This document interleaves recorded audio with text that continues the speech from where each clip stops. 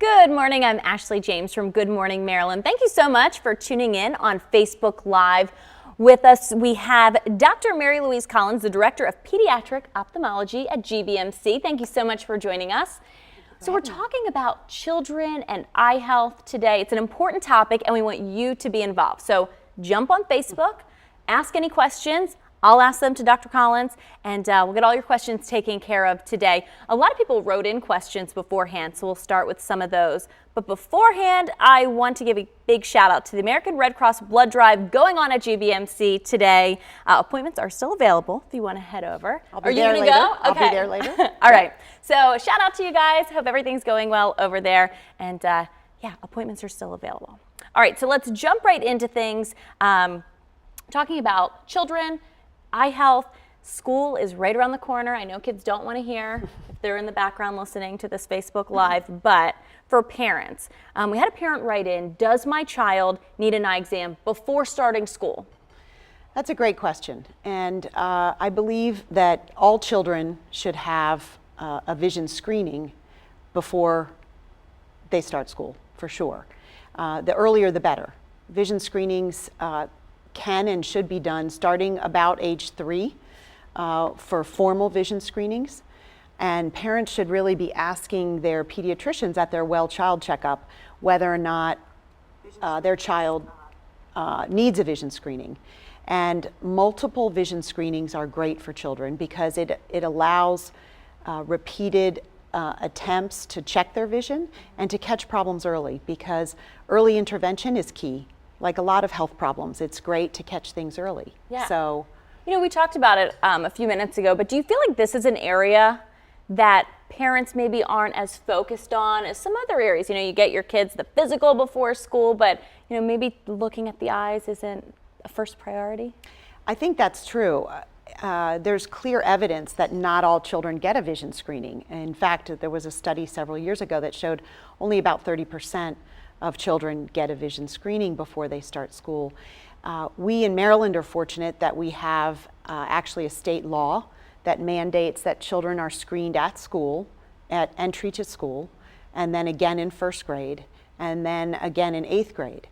But if the pediatricians and family physicians can do this at the well child checkup in those interim years, it's really beneficial because they can catch problems that children might have that could go undetected. And that's one of the biggest risks of not having a vision screening, is that these things can go undetected. I have to ask this question because it's so relevant right now. And I saw that somebody wrote in about it talking, okay, we had the solar eclipse going on. That was a huge deal. But everyone was terrified because, you know, they say don't look up at it unless you have the special glasses. Right. Well, sometimes it's hard to control what your kids do too if you're not paying attention. Sure. So did you have a lot of post-eclipse concerns this week? Actually, we were expecting that. We were really geared up for a lot of emergency room visits to our pediatric and adult emergency room, and we were geared up for visits to our Department of Ophthalmology at GBMC. But honestly, I think people heeded the advice that was given because we really did not have the onslaught that we thought we would have. I think people really they kept their kids indoors if they didn't have the glasses, or made sure that they were wearing the glasses, yeah, which was great. And should parents have been concerned? I mean, was this something Sure. that your field was very worried about going into? Oh yeah, and the American Academy of Ophthalmology had a huge promotional thing for wearing the glasses and gave all the list of certified glasses that actually, because I know that there were some that were sold that were not actually protective. So hopefully, you know, it really, countrywide, hopefully people didn't get into trouble. I think we have another one coming up in 2024. So we have time to get our glasses. Right. We have time to get our glasses, and we'll be talking about this again. Okay, what are some signs that my child has an eye or vision problem? So that's a great question, because sometimes there are no signs, and that's one of the reasons why children should have vision screenings. There's a condition that's called amblyopia, otherwise known as lazy eye, which is a situation where the vision is blurred in one eye or both from very young childhood, and so there's a lack of good visual development in the brain. And that is only detectable by either a vision screening or a comprehensive eye exam. So sometimes there are no symptoms, but occasionally there are symptoms. And children who have nearsightedness, otherwise called myopia, may have signs that they can't see the blackboard or the chalkboard or the smartboard or whatever they're using in school. The child may squint. They may feel like they have to go up to the board to see. There are also children who develop some behavioral problems in school that are otherwise not explained, and that's maybe because they can't see the board. So vision screenings can detect these things, and if you have a child who is struggling in school, or if you have a family history of some major eye condition, like a lazy eye or eye muscle problem or amblyopia, those children should really have a comprehensive eye exam. I just want to remind everyone, if you are watching, feel free to send us in your questions so we can ask Dr. Collins. We did get a question just now on Facebook. Can you explain the differences between school or pediatric vision screenings and a comprehensive eye exam? Sure, that's a great question.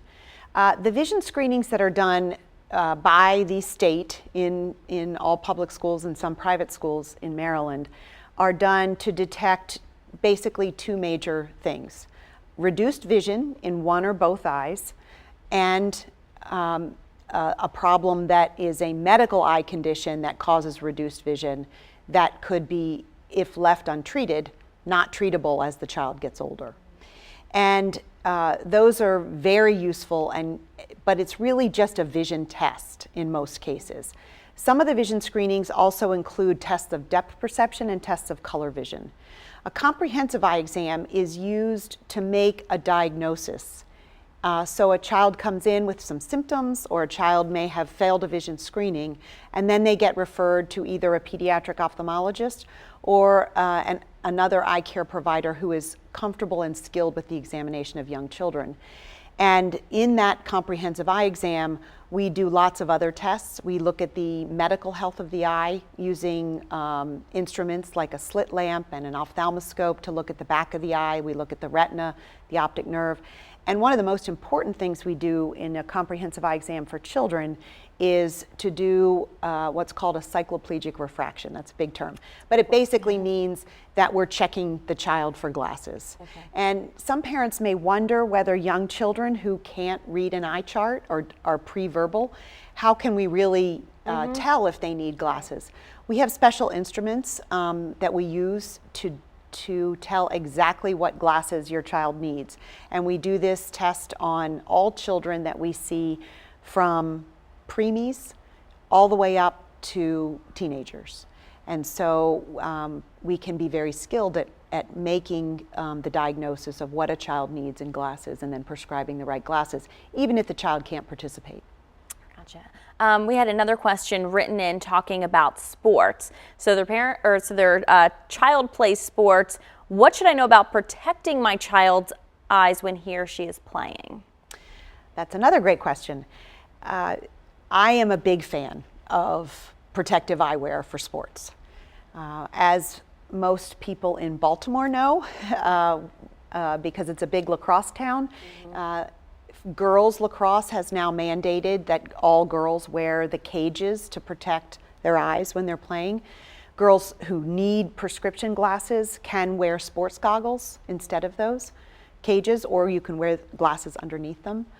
But protecting the eyes is critical because sports eye injuries are unfortunately a major cause of vision loss in young children, especially from baseball, because there is not a mandate in very many leagues that children wear helmets that have a cage over them when they're batting.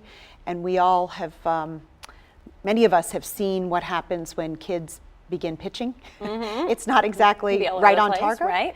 So protecting the eyes is critical. It's a battle in the sports that don't require or mandate protection, but we've seen very, very severe ocular injuries from soccer balls, and in baseball again.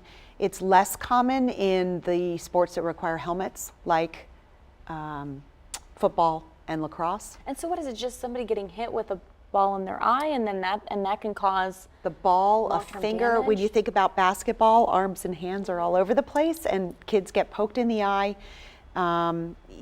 There's lots of different injuries that occur. Years ago, there was no mandate for helmets with a face shield for ice hockey. And it started in Canada where they mandated shields, and they reduced in 1 year the number of ocular injuries by 90%. Wow. So that's interesting. Really important to protect those eyes. Okay, another question came in from Sarah. She said, I have a lazy eye. The eye doctor is not seeing it. What should I do? And are there any eye exercises for my lazy eye? So her doctor's not seeing it. Does she just get a new doctor? Does she just go to a GBMC doctor? So I think it's important to understand that the issue of strabismus is a general term for any eye muscle problem. Okay. So a problem where an eye drifts out or crosses in, or there's a vertical misalignment of the eyes, that's all called strabismus. And some eye care providers are more comfortable with diagnosing strabismus and more skilled at it. So I do think a second opinion, no matter what the concern is not a bad idea if you have questions. There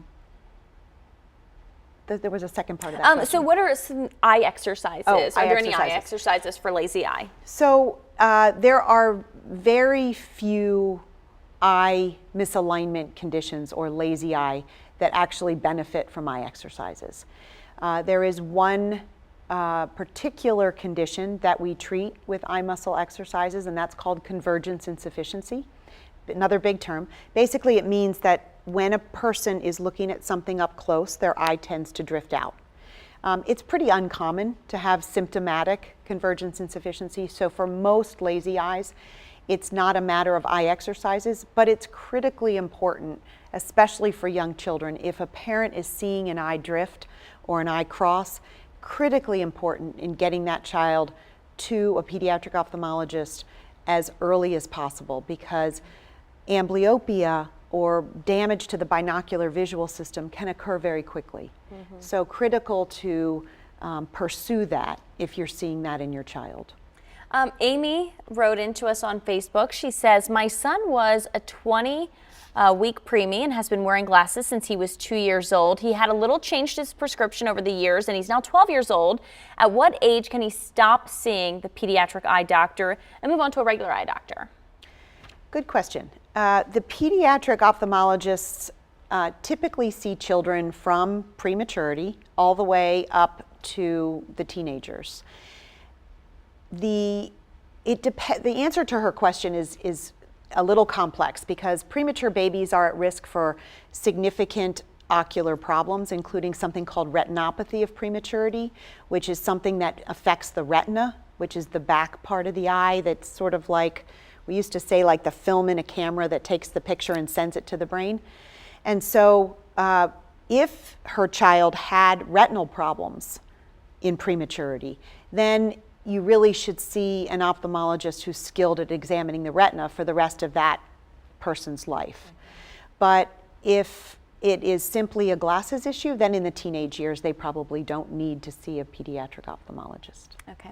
Another question on Facebook. Should kids wear sunglasses at the beach? We do so much to protect our skin from the sun, but can those rays hurt our eyes? They can, actually. There are good studies that show that long-term exposure to UV light increases the chance of a person in older age developing cataracts and developing macular degeneration. There was an interesting study in the Chesapeake Bay watermen years ago that showed that the watermen who didn't wear sunglasses or didn't wear a wide-brimmed hat had cataracts and macular degeneration at a higher incidence than those who did wear protection. So it's a good idea to protect your children's eyes.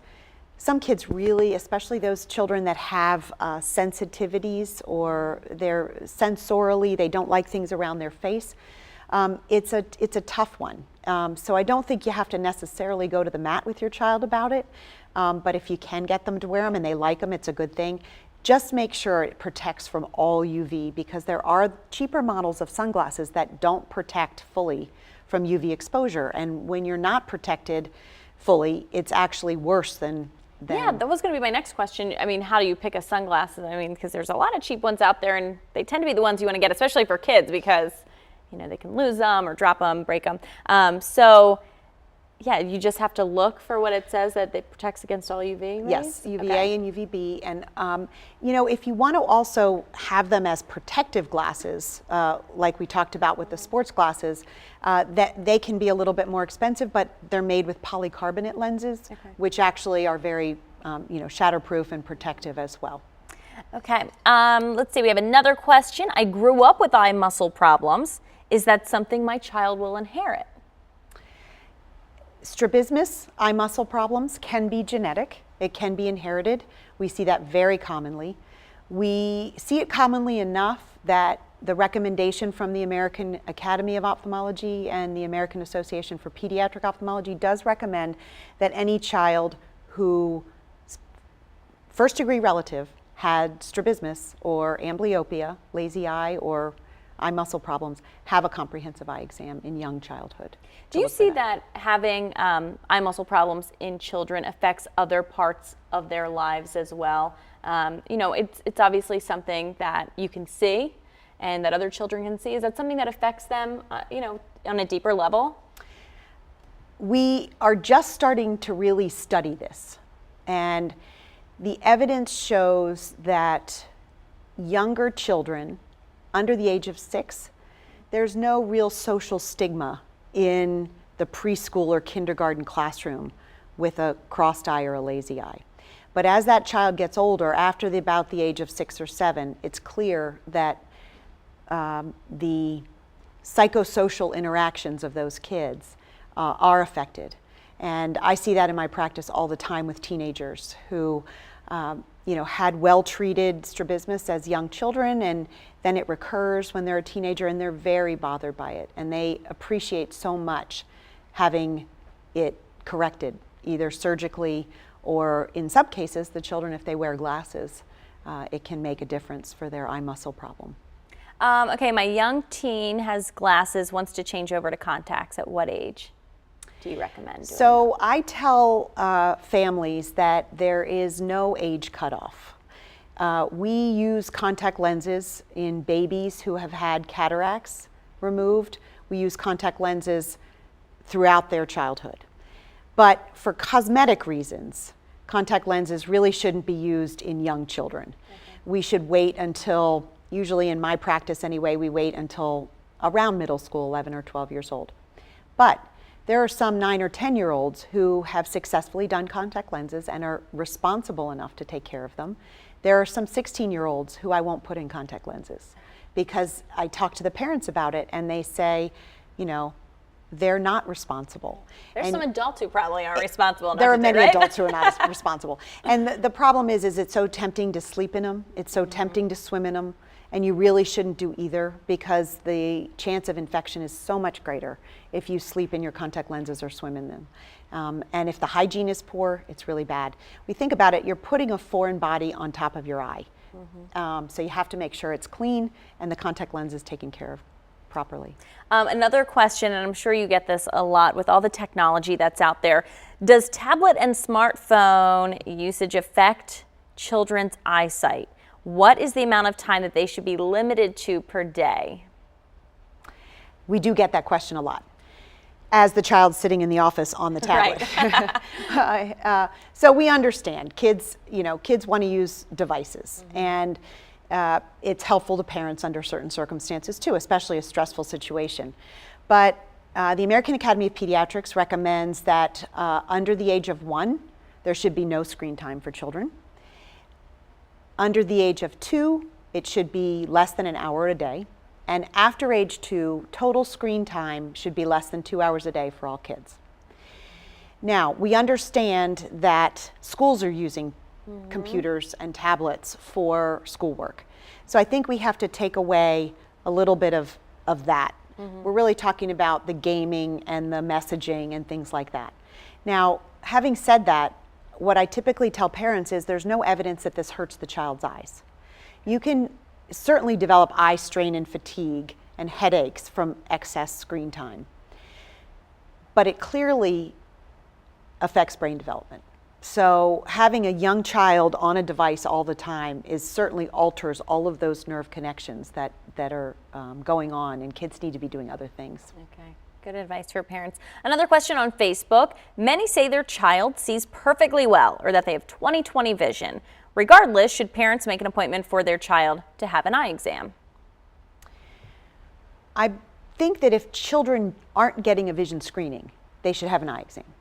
So the best case scenario is that children get screened every year at their well child checkup for vision, and that the pediatrician does a vision screening.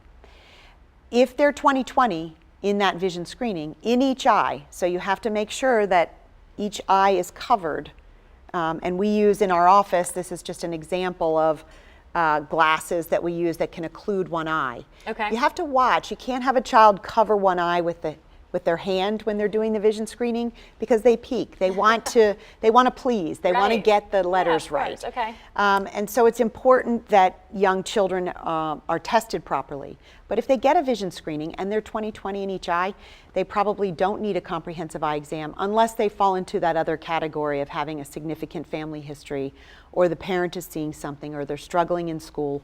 Those are the situations where a child really should have a comprehensive exam. Okay. What did you bring? Oh, so brought some goodies for I brought us. some You just goodies. showed the glasses. So the glasses, these are things that we use that are kind of fun for vision screening and the comprehensive eye exam in our office, to block one eye so that we test each eye by itself.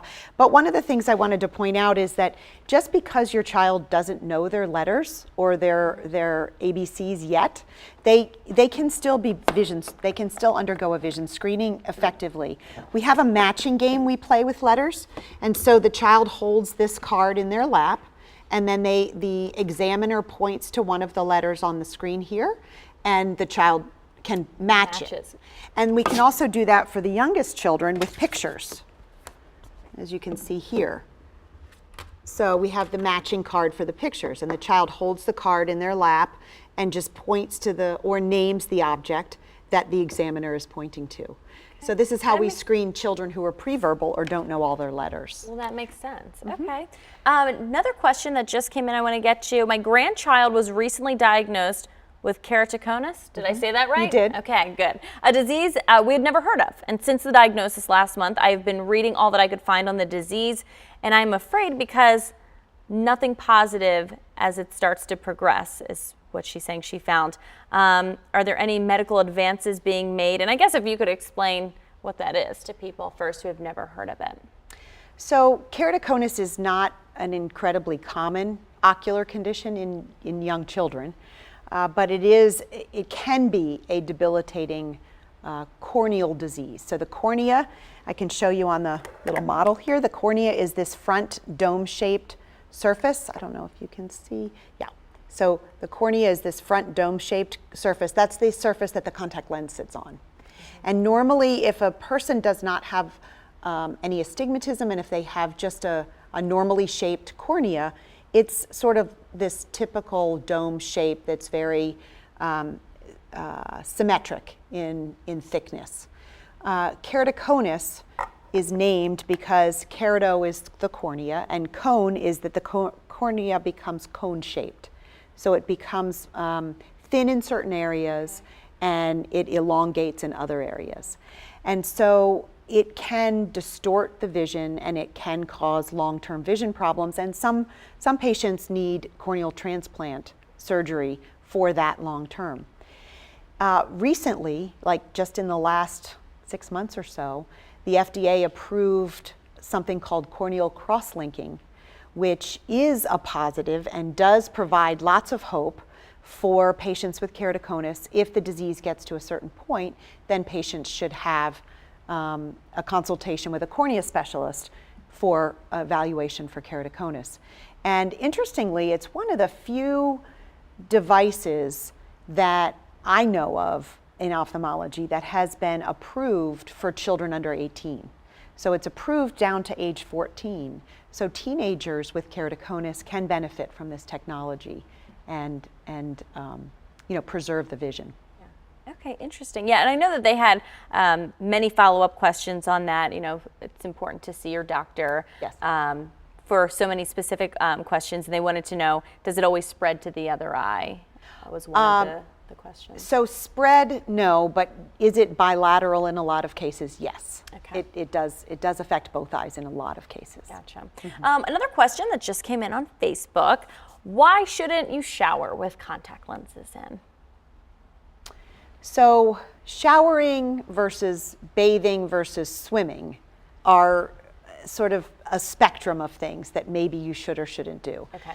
So the contact lens is not meant to be exposed to bacteria that can get under the contact lens and between the surface of the cornea and the contact lens. So if the bacteria gets in between there, that's where it can cause a bad infection. And so swimming pools, are full of bacteria. Right. And so it's not a good idea to swim with them because even if you don't think you're opening your eyes underwater, the pool water does get into your eyes a little bit.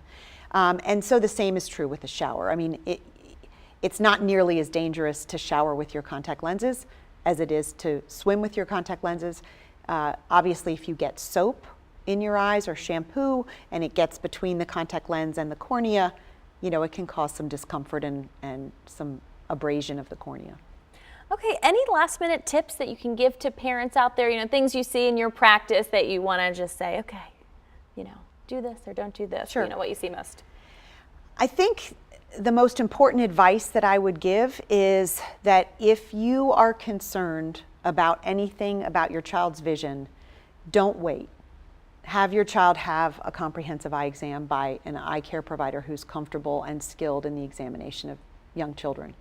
Because there are lots of conditions that affect children's eyes that can cause permanent visual loss. Not to mention the effect of vision problems on a child's performance in school. So don't wait, get your kids' eyes examined if you're suspicious of anything. In addition, I would say please ask your pediatrician or family physician at your child's well checkup to screen their vision, Right. because that's the best way to pick up something that could be silent.